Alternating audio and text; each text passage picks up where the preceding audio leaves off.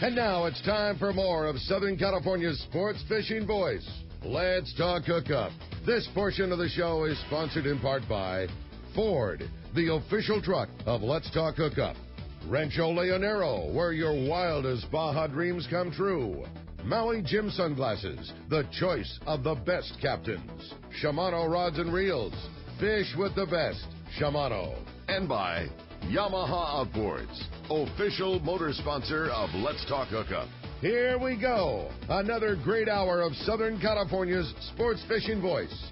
Let's Talk Hookup. Here's Pete Gray and rock cod Rick Mexa. Welcome back. Hour number 2, Let's Talk Hookup, coming your way in the Mighty 1090. We're here, Corey and I, hanging out with Ty Ponder from Rapala, and just, man, such a great show. Cool info and such cool fishing. It's got me so fired up.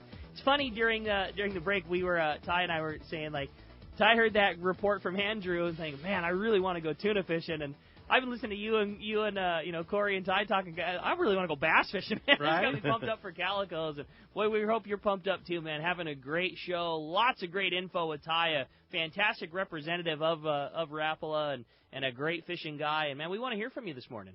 And we're giving away a full-day trip on to San Diego. We'd love for you to join us and have a chance to win that. 2 ways to do it: 858-457-1090. We do have one line open there. Other than that, the line's been packed. 877-792-1090 is the other line. That when somebody hangs up off that, we'll take your call. It's been a really busy morning. Ty, a very popular guy, so much great questions, and I think it's time to just jump right back into it. Let's get into the questions and the fun and see who's up next, Corey. I think we need to do it. We'll talk to Tom. Tom's calling from Temecula. Welcome to Let's Talk Hookup, Tom. Morning, guys. Hey, Tom. Morning, Ty. Morning.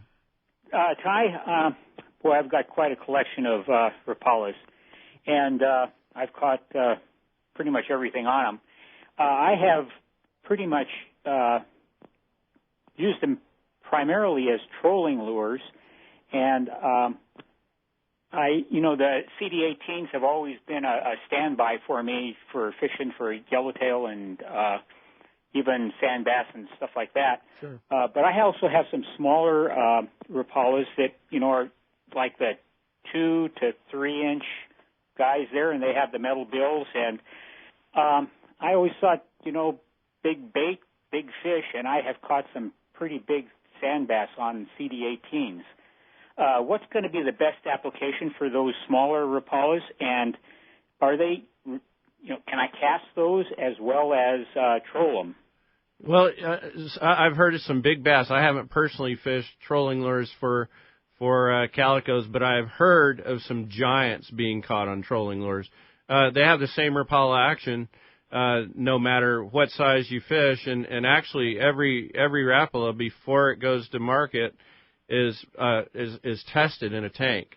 That's hard to imagine. Especially when you're talking about 100,000 lures a day. Yeah, that number baffles me. Every time I read it, I have to go back and go to, is that right? Possible. But yeah, it's all about that action, and Rapala was the first to discover like a dying fish action. Lori Rapala, back in 1936, and something that represented a dying or a wounded bait fish was going to catch more fish and bigger fish than something that just swam straight all the time, like, a natural action. And so, any size you can be versatile, if that answers your question.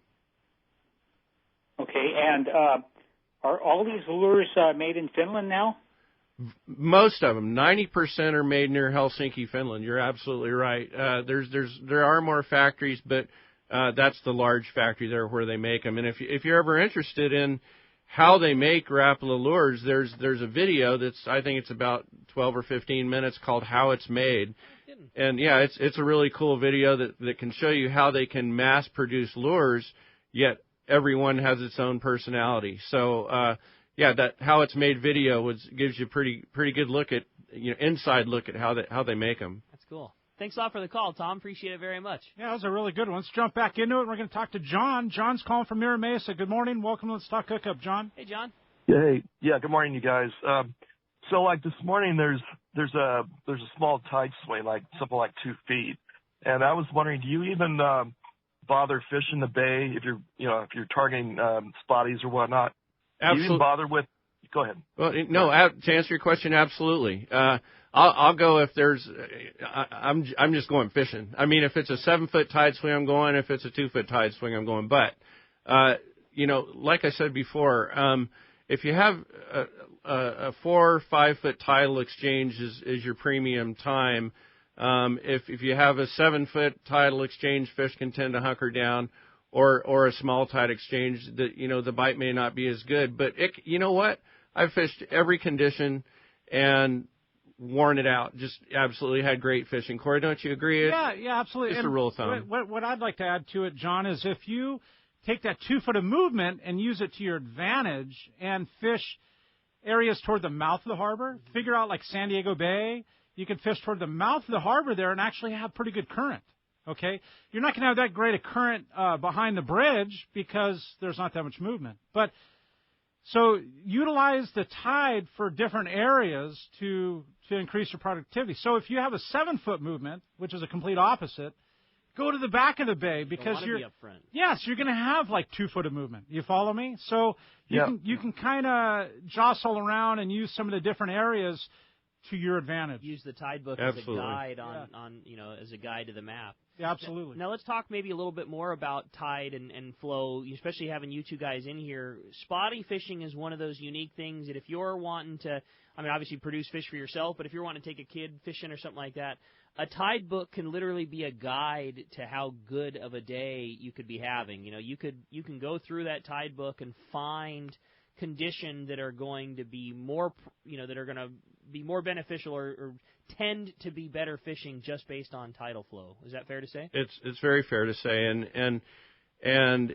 it's so easy to take a kid fishing in the bay and just drag along an MC swim bait and just drag it along, or if he can learn to cast and just reel it in slowly and catch spotties. And if you use the tide chart as a guide, that's a great way to do it. To just maximize your chances. Now, how would one go about that? What are tides that you two guys feel are conducive or good tides? Like how does one get a tide book and then translate into picking better days for fishing? Well, you can get a tide book either at a fishing shop or a surf shop, but that's kind of old school now. All we got to do is look on the internet, just get an app. You got it on your phone. Yeah, a tide app, and you can figure out the tides. And I don't personally follow moon phases, but I do follow tides.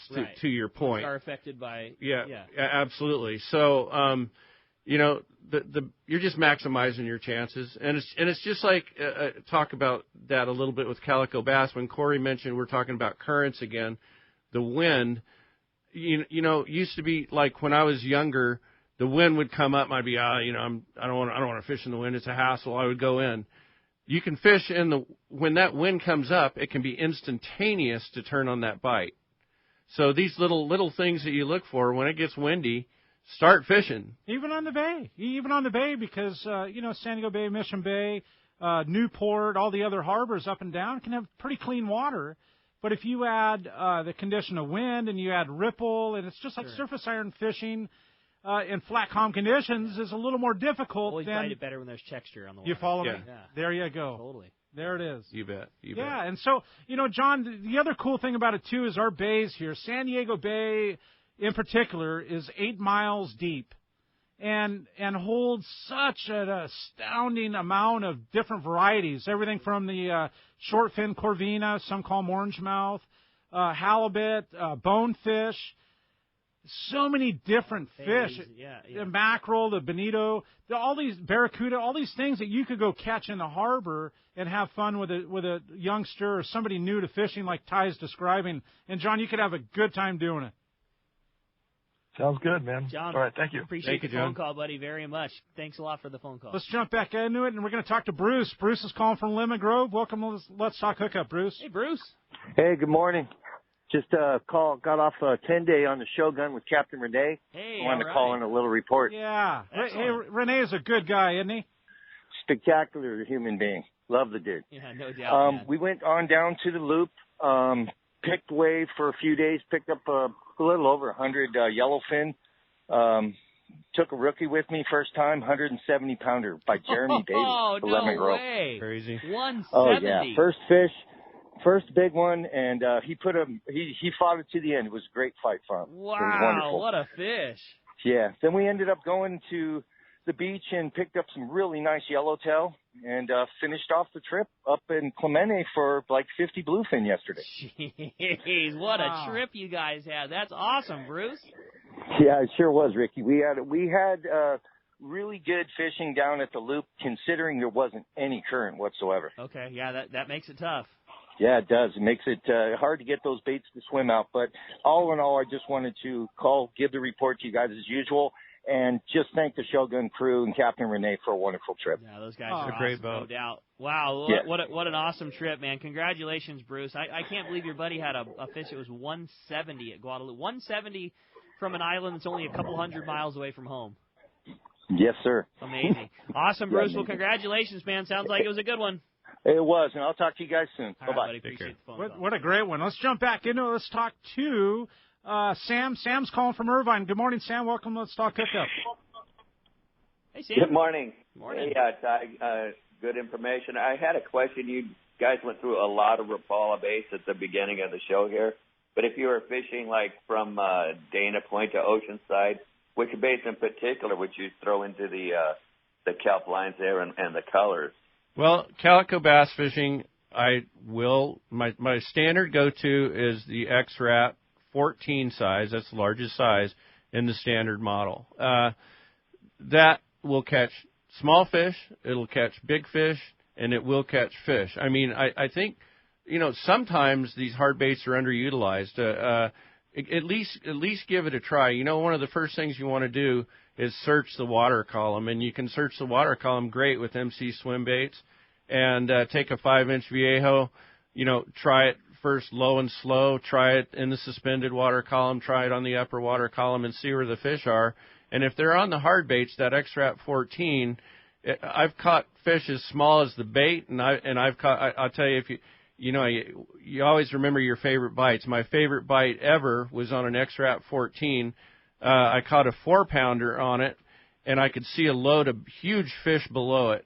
And I let my spool go, and I let another fish take it, and I caught a 9-pound calico and a 4-pound calico on an X-Rat 14 on the same. Come on. Yeah, no, I'm not kidding at all. A 4-pounder on one of the two hooks, front and back hook. And a see 9-pounder. the ball below it. You just kick the thing into free spool. He swims into the ball of fish, and another one eats the bait out of his mouth. That's it. And I caught both of those fish. So yeah, that was my favorite bite, and that's the power of the X-Rat 14, awesome. I guess.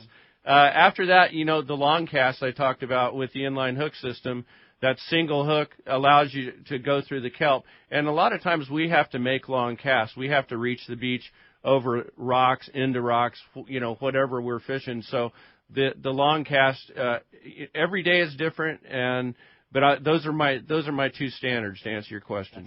And if I could add something too, Sam, some of the guys are using CD style, so like countdown 12 or 15, 18, whatever, and that depth where you can throw on a little bit heavier line. I mean, they're made for like 8-pound, 10-pound, right? But you can take that the countdown 12 or down 2 DT. Excuse me, it's a DT series. The DD 12, and it's only going to go down about 8 foot. If you're throwing on 50-pound Spectra. And that's more of like your traditional bigger build crankbait style. Yeah. Yes. And so it'll dig and you want to, throw it down the lanes and that kind of stuff. Yeah. But some of the guys are using that stuff too, Sam.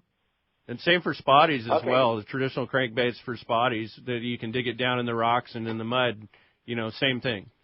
You said, Ty, that you have a general color selection. Is you just try to have a couple of bait fishes and a couple of brights and a couple of darks, or what? I mean, not that it probably needs to be a specific. I like this particular one, but what are those?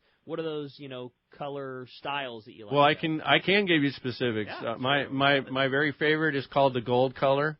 Okay, it's just gold, and also a mangrove minnow, which is a green. That's actually a new color they came out with last year, and you can get all these lures in. I couldn't even start to name all the colors that you can get them in. But, I'm fairly simple on colors. If you're fishing clear water, a more natural color that looks like a bait fish. If you're fishing dirtier water looking for a reaction strike, I can go for the wildest color you could possibly find, looking for that reaction strike. So that's just the basics, and that's the same whether I'm fishing an MC swim bait or anything, I go with fairly simple color patterns. Would you agree, Corey? Yeah, absolutely. I mean, you're hitting on the head. And with the Rapala stuff, there's some really cool, like in a DT down 2, you can get some of the orange craw and some of that kind of killer chartreusey kind of, off-the-wall colors that will draw a reaction bite all on its own. All that cool Salto stuff, too. Yeah, yeah, right? That's what I was trying to keep that under my hat. Sam, appreciate the phone call, buddy. Great job. Oh, that's some good stuff, Sam. Thanks, Sam. Let's jump back into it, and we're going to talk to Doug. Doug's calling from Montebello. Thank you for joining the show this morning, Doug. Hey, Doug. Yeah, I was wondering on those Rapalas, you guys ever thought about using like a spreader bar and instead of the back of those little hoochies or whatever they use, have troll 4 Rapalas right behind it? Like an umbrella or a Alabama type rig, you mean? Yeah, I think so, maybe something like that. You ever see the Bama rig happening on a full of Rapala? I have to say I haven't, although I'm sure somebody's trying it today. Everybody's tried everything, but that would be something you'd have to invent. I say maybe you could market it. And I guess it would be a great, kind of an attractor. If you didn't have a hook on the Rapala or whatever in front, you'd be a great attractor for the rig behind it, right, Doug? Who knows, man? Doug, you're going to have to go get a handful of Rapalas and wire them up, buddy. Make it happen. Report back. Okay. Yeah, we'll wait for that one. In the meantime, the Catch Report today is sponsored by Gamakatsu Hooks, Japan's leading fish hook that sets a standard for quality and innovation, strength and durability. Local tuna and yellowtail fishing is happening, and you should make the Gamakatsu Nautilus Circle Hook your go-to hook. It has the strength and durability as well as the right design that makes it easy to hook your bait and put the fish on the deck. Get the Gamakatsu Nautilus Circle Hook at your favorite tackle store. I think you carry them at Fisherman's, don't you? Definitely. And, again, we've been talking about it. Tackle Day is coming up November 3rd. A great time to buy them. I think buy 2, get 1 free, I believe. Don't quote me on that. Doug will know for sure when he's on in a couple weeks. But a really good time to buy some Gamakatsus. In the meantime, we're going to find out what's going on the water. It's time for your saltwater guide. Captain Dave Hansen is standing by with our FishDope.com report. Good morning, Dave. Good morning, Rick. Good morning, Corey. Hey, we're out here on the 50 miles off the beach down here off of Carlo. Well, we're barely getting you there, Dave. Unfortunately, hopefully, maybe we can be able to get a little better shot there, a little better cell service. Not able to quite get you there for sure. So hopefully we can get a little reconnect and get Dave rolling again and get a little better service. And I think until then we should jump into the lines. I think it's a great call. I know he's down in Cabo right now, so I'm really anxious to hear that report. So hopefully we'll get a little better cell signal. Who do we got up next, Corey? Let's talk to Don. Don's calling from San Diego. Welcome to Let's Talk Hookup, Don. Morning, Don. Good morning. Yeah, I have a surf fishing question. Where do the Corbina go in the winter? And if you know, could you target them? That's interesting, Don. You're going back to my bait boat days. I did it for 12 years, Don. And the theory of Corbina is they migrate up and down the coast, and you can actually catch them down in Baja. We fished them at like Abriojos and stuff like that in the wintertime and done very well.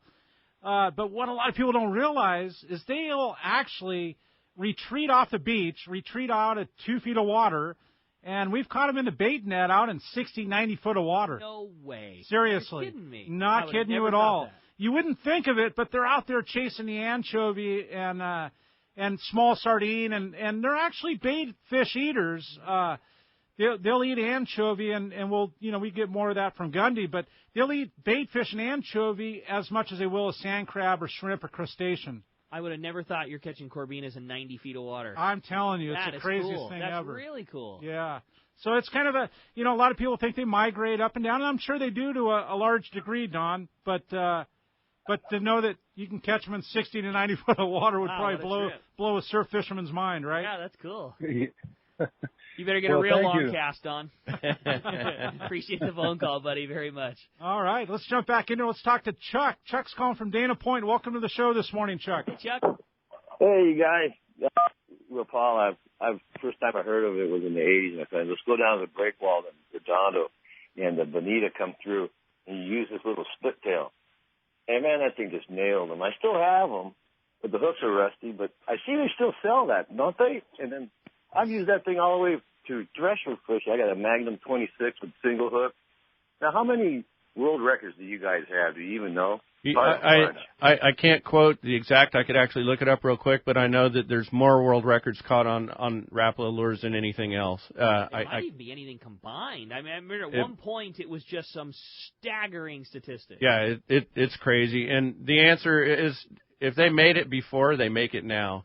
The original lure was called, it's called the original floater that they came out with. And my absolute, growing up as a kid, favorite lure fishing El Dorado Park was the floating, and we'd take a bonito fishing, just like Chuck's mentioning, off Alamitos, and fishing in the harbor and fishing Seal Beach and Belmont Pier was the floating Rapala, exactly. Yeah, and that's the original that Larry Rapala came up with. He actually made it out of one report says tree bark, another says cork, but then he just fashioned that, whittling it out, and covered it with candy bar wrapper. Don't kid me. Yeah, and that's that original floater is still out today, and if they keep making them, they keep making them. And that original jointed lure, was that the sliver? Is that what that was? I don't remember that. Okay, I just remember the first jointed one from forever ago. Isn't that crazy? That's really cool, and it's just cool to know that they haven't forgot their roots. You can still buy that same original floater from however many years ago today, right now. Yeah, and I love that you're saving them. Save them. I mean, those are lures you obviously caught fish on, and upgrade the hardware on them, and they obviously swim well. So hang on to them. Good to go. Yeah. That's cool. Hey, that's nothing but good times. We've had a good time in studio with Ty, and you want to give us a call, 877-792-1090, 858-457-1090. We're giving away a full-day trip on the San Diego out of C4 Sport Fishing. We're going to be right back with more fish reports, more exciting stuff on Let's Talk Hookup on the Mighty 1090. Get ready for the largest event in our history. Saturday, November 3rd, it's Tackle Day at Fisherman's Landing in San Diego. Hi, this is Doug Kern. Check out the great savings on Penn reels, including the Fathom Series and the redesigned International. These Penn reels are ideal for long-range anglers. At Tackle Day, come meet over 20 manufacturers' reps, including Penn. Plenty of seminars by saltwater experts, huge raffles, and most of all, incredible deals on tackle. Up to 60% off. Tackle Day at Fisherman's Landing, Saturday, November 3rd. Check fishermanslanding.com. This is Pete Gray to tell you about one of my favorite places to fish in the world. It's Whalers Cove Lodge in Angoon, Alaska. For several years now, we've been hosting groups at Whalers Cove, and this is certainly one trip I do not miss. Each year, the Powers family makes great improvements to the lodge that make this great lodge even better. New rooms, new boats, new fish processing facilities, new outdoor kitchen. The list goes on and on. As for fishing, the calm waters around Whalers Cove are 100 miles from any large town, so you will enjoy wilderness adventure without the crowds. Whalers Cove Lodge has some of the best salt and freshwater fishing in Alaska, and there's no need for a bumpy boat ride for hours. You can find productive fishing for salmon, halibut, and rockfish just 10 minutes from the lodge. Here's the deal. The word is out on Whalers Cove, so you want to go? Book soon. WhalersCoveLodge.com or call 800-423-3123. WhalersCoveLodge.com for the Alaska fishing experience of a lifetime. 22nd Street Landing Sport Fishing in San Pedro is home to LA's finest open party fleet, including overnights on the Freedom, Catalina Freelance on the Pursuit, half-day trips on the Monte Carlo, and three-quarter-day trips on the Native Sun. Plus, you can charter the Ultra, Spectra, and True Line. There is always plenty of free parking and a fully stocked tackle store. Take advantage of the Wednesday specials on the Pursuit and Monte Carlo, and kids fish free with a paid adult on the afternoon half-day. 22nd Street Landing Sport Fishing in San Pedro. Call 310-832-8304 or book online at 22ndstreet.com. This is Chelsea from Dana Landing in Mission Bay. We are truly the one-stop shop for a great day on the water. Looking for a fishing charter? Dana Landing has you covered with the Blackjack, perfect up to 4 anglers, or the Impulse, up to 6 anglers in comfort and style. Dana Landing has a huge tackle shop with everything you need to go fish bay bass, tuna, or marlin, and our staff will dial you in. We even have Mexican and California fishing licenses and reel repair. Our deli at Dana Landing is a local's favorite with all the food, ice, and beverages you need. Hey, need freshwater tackle? Head to East County Bait and Tackle, the ultimate in rods and reels, the latest freshwater lures and live bait. ECBT has a staff second to none when it comes to sharing their passion for fishing. ECBT is at the end of the 67 freeway on Mapleview and Lakeside, and Dana Landing is next to the Dana Launch Ramp in Mission Bay. Check out danalanding.com for more details. There's nothing more peaceful than fishing. Just me, my pole, and some bait. Oh, and my life jacket, of course. I like fish, but I don't want to end up at the bottom of the water with them. Save the ones you love. A message from California State Parks Division of Boating and Waterways. Many years ago, Baja pioneer Bob Van Wormer found the area he called the Great Fish Trap in the East Cape of southern Baja and built what is now regarded as the premier East Cape resorts of Palmas de Cortez and Playa del Sol. Today, following in their father's footsteps, Bob's sons, Bobby, Chucky, and Eddie, have taken Palmas de Cortez and Playa del Sol to new levels with the largest sport fishing fleet in Mexico, a luxurious spa, and top-of-the-line resort amenities. Van Wormer Resorts have become a destination for travelers worldwide. But for us, Palmas de Cortez and Playa del Sol are just a short 2-hour flight away. No other tropical fishing destination offers the experience and value that you'll find at Palmas de Cortez and Playa del Sol. Now you can plan your Baja fishing vacation quick and easy by visiting VanWormerResorts.com. And when you're ready to book, it's quick and easy. Or simply call 877-777-TUNA for more information. Van Wormer Resorts, the East Cape's finest. XEPRS 1090 AM, Rosarito, Baja California. San Diego's sports leader. The home of ESPN Radio. The mighty 1090. All right, welcome back to Let's Talk Hookup on the Mighty 1090. Having a great time, Rick. Yeah, we're talking tackle days in here during the break. You know, one of the fun things that we do at that tackle days event is the surface iron casting contest, and we were all talking about it. And it's like a fun. It's a half like puff your chest out with your buddy, and that was my favorite part about it last year. So we have a dock at Fisherman's Landing there. And we do a surface iron casting contest. We have 4 or 5 of the same outfits. They're Terramar rods, Tranks 500s. We take a 7X. We cut the hook off of it. We wrap it in a little shrink wrap so hopefully if it does bang on something, it's not too bad. And it's just, cast. We have this lane all metered out. We use a laser range finder to find the distance of the cast. And anyways, like the most fun of that thing last year was watching the two buddies rib each other. They each had a couple of beers and like, all right, I guarantee you I can cast farther than you can. And it was the one guy would try too hard and get a backlash, and his buddy would cast farther. It was sounds like a fun time. Totally. For sure. Good, I'm always busy in the booth. I don't ever get to see that. It's definitely one of the best things for sure. And it's I think if I remember correctly, I think we did. I think it was totally free. I think how we did it last year was totally free, and you could step up, and if you made the longest cast, you won a brand new Tranks 500. You won a $500 reel for nothing. But if you knew that you flubbed your cast and you knew that you could do better, you could go again, but you had to make a $5 donation to Friends of Rollo. Oh, and I think that we'll do the same thing again this year. It's 100% free. You don't need to do anything. You just need to come, step up, make your cast, see how far you can cast, measure up against your buddies. You might win a $500 reel, and if you knew that you had to take a second shot at your bud, you made a $5 donation to Friends of Rollo. And Norm, who won it last year, I know made a cast, which was a good cast, but knew he had more in the tank. Spent his $5 to Friends of Rollo, took a second cast, and had the winner of the whole thing, and got himself a $500 reel. How cool is that? Yeah, it's a fun time. Well, Corey, the phones are packed. Everybody's excited. I know. We're all foamed up talking about Tackle Days November 3rd. Let's talk to Ed. Ed's calling from Mira Mesa. Good morning, Ed. Welcome to the show. Thank you for being patient this morning. Hi, Ed. Hey, guys. My question really is for Corey. He's seldom on, so I thought, since he's here, I might have a chance to ask him something.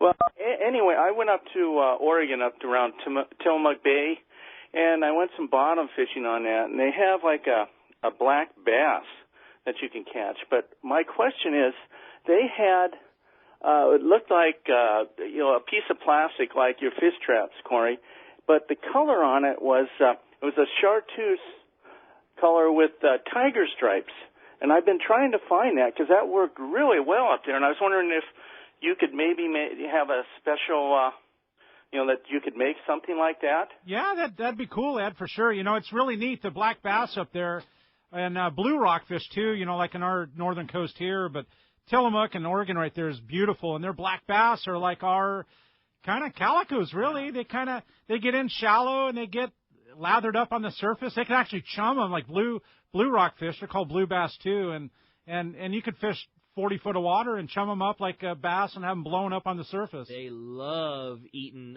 5-inch MC swim bait and leadhead. I know when we go to Kingfisher up in Southeast Alaska every year, Dad and I, that's like our favorite thing is we always save part of our day for going and fishing black rockfish or black bass, you know, and it's calico bass fishing. Yeah, it's so just, cool. It's, you know, it's doubles, and like you say, you get those things fired up. They want to bite. No, that's a neat way to do it for sure. And you know, it's a great color to put together, and I'll definitely try to do something like that for sure. Ed, thank you. And, all right, good, great. Yeah, for sure. Let's jump back into it. Let's talk to Norman. Norman's calling from San Diego. Welcome to the show this morning. Hey, Norman. Hello.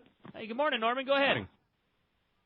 Thanks for taking about hard baits. If you look at the hard baits out there, there's lots of them out there, and some of them have rattles in them, and the eyes the painted eyes are all different. I was wondering if you had an opinion on if rattles are effective and when to use them, and also any thoughts about eye color, size, and shape, if that makes a difference. Great questions. Yeah. Your first question on the eyes, I love eyes on any kind of lure.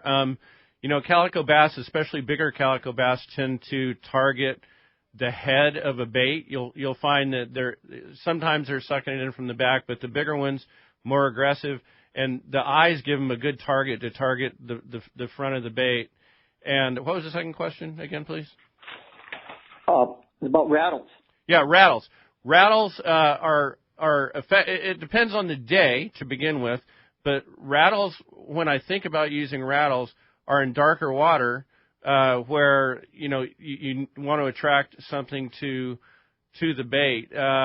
Clear days, I mean, hard baits are often, you know, good in clear water. If you're fishing in dirty water or at night, which hard baits work at night as well, the rattles can be very effective, something, you know, that helps target the lure.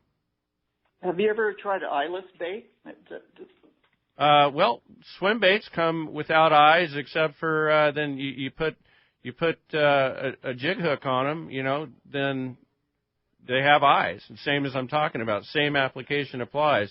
I think the eyes give them, and in fact, if you're fishing one of Corey's 7 or 9 inch swim baits, and I fish it with a VMC jig head, like a boxer head that's only probably less than 2 inches long, you'll find that the fish target those eyeballs again. So even on that 7 or 9 inch swim bait, they'll target the front of the bait and give them a really good target to hit. So yeah, I like eyeballs a lot. Good call. Hey, appreciate Norman very much. Thanks a lot for the phone call. Corey, with that, we got to find out what's cooking out there. We got the man standing by. Yanni from Fisherman's Belly is on the line this morning. Good morning, Yanni. Good morning, gentlemen. Corey, everybody, all the fishermen out there. Hey, listen, I do not have a recipe today, but I've got something fairly important. At the beginning of the month, I was invited to the Oceanside Senior Citizens Angling Club for a presentation. Yeah. And I talked about safe food handling when it comes to fresh fish. And more specifically, I talked about bacteria and parasites. And both of those can be big problems for us fishermen if we don't know what we're doing and we don't have safe practices starting from the boat, the minute the deckhand gets your fish and starts bleeding it, all the way to transporting it home, and then continuing to have safe practices in our kitchen. And I really think this is a real important topic, because the last thing we fishermen want to do is to poison our friends and our family and ourselves by not understanding and knowing how to handle bacteria and parasites. Certainly a great call, Yanni, and, you know, like you said, it may not be a recipe, but I know you've still on Fisherman's Belly gone through, made a great video explaining all safe practices, how you keep it, how you prepare it, all the steps involved for making sure you're treating it right. Yeah, it's really an important topic, and there's a lot of misunderstandings out there, and the people at the Oceanside Club had lots of questions, and that's what really inspired me to make this video. Awesome. Well, great job. If somebody wants to find your latest and greatest video on all the safe practices of fish, how do we do it, Yanni? Fisherman'sBelly.com. That video is up there right now, and I also want to make a small announcement. I finally got some merchandise on the internet. All you know, right. I've been hounded a long time. You know, T-shirts and mugs, and people have been asking about it, and we finally put together listing. There's a merchandise page. It's right on the website. All you have to do is click and check out what we have. That's awesome, Yanni. And again, all of that can be found, all the videos, all your great recipes from over the years at fishermansbelly.com. Thank you. Absolutely. You guys, thanks so much, and have a great day today. And I love today's topic about calico bass. It's our favorite, buddy. Appreciate it, Yanni. Thanks a lot for the great recipes and great information about fish handling. Thank you so much. Right. See you guys in a couple of weeks. You got it, buddy. And speaking in a couple of weeks, again, want to remind you, next Saturday, we got a great live broadcast coming from Kona Kai. We're going to be right on the lawn above the brand-new Paloma Bar at the beautiful Kona Kai Marina Resort and the Resort and Marina. Again, free breakfast, free mimosas, Bloody Marys are all available, too. You can win some great prizes like Maui Jim sunglasses, room nights at the Kona Kai Resort, spa treatments, and a lot more. Be sure to join us. Again, Kona Kai Resort. It's at the end of Shelter Island in San Diego for a fun 2-hour live remote broadcast. When you enter the resort, we'll be just past the fountain. Saturday, October 20th, that's next weekend, from 7 to 9 a.m. Come join in the fun, the free breakfast, the prizes, and a lot more. Phones are packed. Corey, let's jump back into them. Do it, Rick. And doing so, let's talk to Paul. Paul's calling from Bellflower. Welcome to Let's Talk Hookup. Hey, Paul. Morning. Hello, guys. How's everybody doing? Doing great. Good Hey, morning. I really like trolling those deep diving Rapalas, and I really like trolling cedar plugs. Do you make a deep diving Rapala that looks like a cedar plug? Not really. There's a cedar plug's a cedar plug. You got to give a cedar plug credit. But no, the Rapala doesn't make anything that looks like a cedar plug. It's kind of in a world of its own, I think. It always has been for many years. Yeah. Do you remember, I know they don't make it any longer, and it was just like a special thing. It was a long time ago, because when I first started working for the tackle shop, they made the special edition. It was back in CDs days, well before X-Rap days. They called it the Rapala Nude, and it was just it was an all wood. It was a finished bait with no paint job on it. It was just wood. Cool. Yeah, it was more for fun. It was a play off of the cedar plug, being the wooden color, but it was all wood grain. CD Rapala, still had the chrome bill, still had the hooks, but it was just a total wood grain bait with no paint job. I don't remember it, but what that does allow you to do is take an airbrush out and do what you want to do with it. Yeah. It was a special edition thing. And true. I'm sure it was way more for fun than anything. But I remember that was when I first started working at the shop. 20 some years ago. But it was a cool one, just more fun than anything else. But it was pretty cool. They called it the nude color. Sure. All wood grain. Yeah. So out of respect, you guys don't make one. Hey man, you can't. Sometimes you just can't beat a cedar plug. Yeah, that's right. Well, appreciate the phone call very much this morning. We got Steve Mode on the line. A little CCA information for us. Good morning, Steve. Good morning, anglers. Yeah, thanks a lot for taking me on at late notice there, Ricky. We have our annual CCA banquet for the San Diego chapter coming up in November 10th. That'll be the week right after Tackle Days. Just want to let everybody know that we have a tremendous amount of raffle prizes. I've got a team coming over today. We're going to be reconciling. Well, we've got well over $10,000 worth of stuff to reconcile just today. Wow. So it's a great opportunity to go to the Hub SeaWorld Research Institute, have an opportunity to tour the facility where the broodstock is actually processed and the science takes place. We're going to have great food catered by SeaWorld Hospitality and live music. We'll have vendors there with a variety of different opportunities for people to talk one-on-one with some of our great sponsors. And we'd like everybody to go to our website, ccacalifornia.org, and go to our website link to Eventbrite. You could purchase tickets for $50 a piece. That $50 includes your admission to the show and also a one-year membership in CCA. Good call, Steve. I've been to several events at Hubs there, man. They really put on a great show. Great food, very well entertained. Obviously, you guys have a mega raffle, going to be an event not to miss. So, again, not this Saturday, but the following, November the 10th, right at Hub SeaWorld in Mission Bay. That's correct. And our theme this year is sustainability through partnering. And that's because it's such a clean fit between CCA and our reason to be and the Hub SeaWorld research people and their reason to be. We are working with them on a variety of different projects, and it's a great opportunity for people to join CCA, help out Hubs, help out our fishing community, and have a great time at the same time. Great call, Steve. One more time, give us the website if we want to buy tickets and get some more information. ccacalifornia.org, the whole word California, and we have a link to Eventbrite to get into the event. Great job, buddy. We look forward to it. Appreciate that. We'll see you in a couple weeks at Hubs. May the fish be with you. Thanks, Steve. That's nothing but good times. Let's jump into it, Rick. Let's talk to Chuck. Chuck's calling from Long Beach. Good morning, Chuck. Go ahead, Good morning, Chuck. guys. How's everybody doing? Great. Good Great. morning.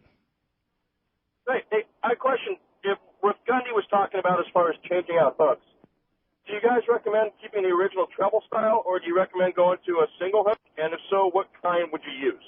Well, if you're asking me, typically a treble hook. You got 3 hooks there. If you're just talking about hooking fish, the treble hook is great.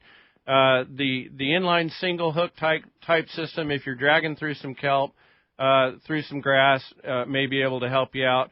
And one little side benefit to it is it doesn't put as much trauma on the fish, and it's a little easier to unhook as well.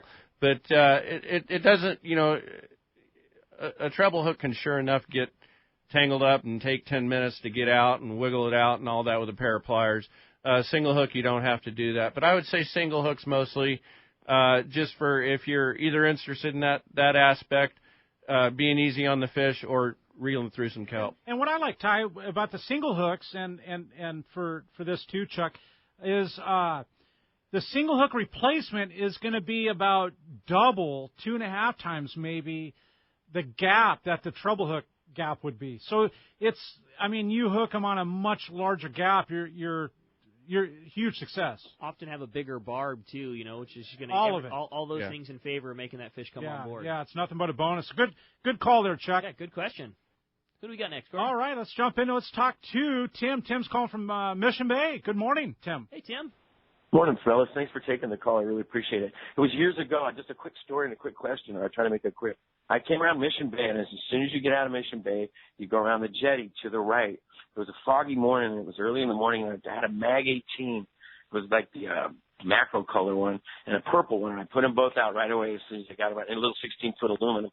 Foggy morning, and I hooked this thing, and it was like I thought I hooked a chunk of kelp, and I get it up to the boat, and I hooked this calico, and one hook hooked him into the mouth, and the other hook hooked him in the tail, so he didn't fight. I brought him in like a burlap sack, and I had nothing to measure this thing with, and I have one of those green and white Igloo coolers, the old green and white ones, and they have a measuring tape on the top.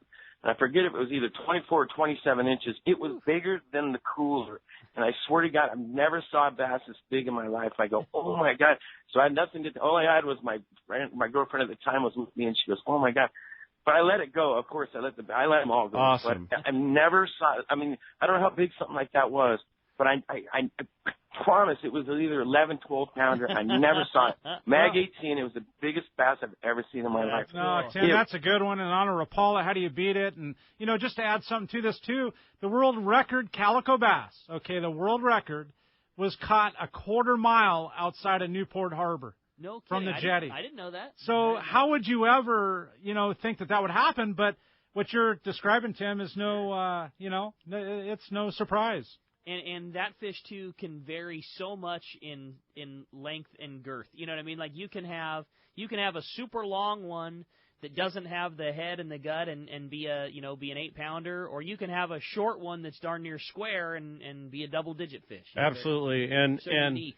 And Corey was talking about the world record there. The largest calico that I'm ever aware of was caught by Bill Hockstad. It was 13 pounds and change on a jointed Rapala. Wow. Isn't that cool? Really? Yeah. Isn't that cool? And that was awesome. in Mexican waters. Yeah. The world record was 14.7, I believe, and it was caught on a live mackerel. Yeah. The guys were coming back in from fishing offshore and decided to throw the boilers right outside the harbor. That's and so rad. Hello. Awesome. Yeah. Awesome. Hey, appreciate the phone call very much. All right. Hey, when we come back, we're going to find out who's won this full-day trip on to San Diego. More from Ty, more from Rapala when we return on Let's Talk Hookup on the Mighty 1090. Saturday, November 3rd is Tackle Day at Fisherman's Landing in San Diego. Seminars by saltwater experts, incredible deals on tackle, top tackle manufacturers like AFTCO showing off their full line of clothing built for saltwater anglers. Check AFTCO out at Tackle Day at Fisherman's Landing, Saturday, November 3rd. Yamaha's Why Wait for Spring fall sales event is back. For a limited time, purchase an eligible new 2.5 to 115 horsepower 4-stroke and get 6 years of warranty protection plus up to $500 in dealer credit.